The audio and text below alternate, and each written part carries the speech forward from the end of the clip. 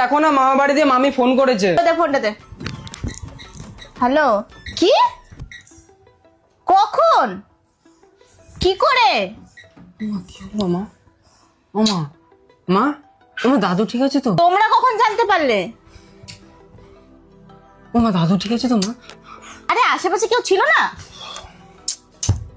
ও মামা কারো কিছু হয়েছে তুমি বলো না। তোমরা কখন খবর পেলে? তোমরা পাড়ার লোক এসছে?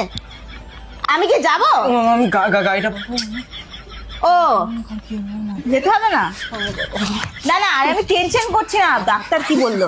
ও দাদুর রকম ঠিক কিছু এই বাবা জল টল দিয়েছো? খাবার টাবার কিছু দিলে? দাদু ঠিক আছে? আরে স্বাভাবিক, কি বলো তো, হ্যাঁ এত রোদ গরম, আমরাই বাড়িতে থাকতে পারি না, এবার তোমাকে তো বাইরে পাঠাতেই হবে।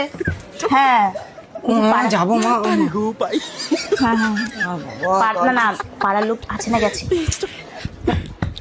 এখন কেমন আছে? শ্বাস নিতে পারছে? হ্যাঁ হ্যাঁ হ্যাঁ হ্যাঁ, আরে আমি টেনশন করছি না, না না না, হ্যাঁ ঠিক আছে, পাশাপাশি লোক রয়েছে না, ঠিক আছে, তুমি ওদের সাথে কথা বলো, তোমরা খাবার টাবার খাও।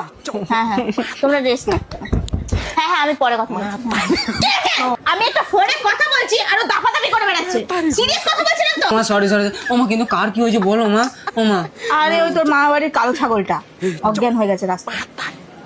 আমি কি করিলাম জানি না পৃথিবীতে এসে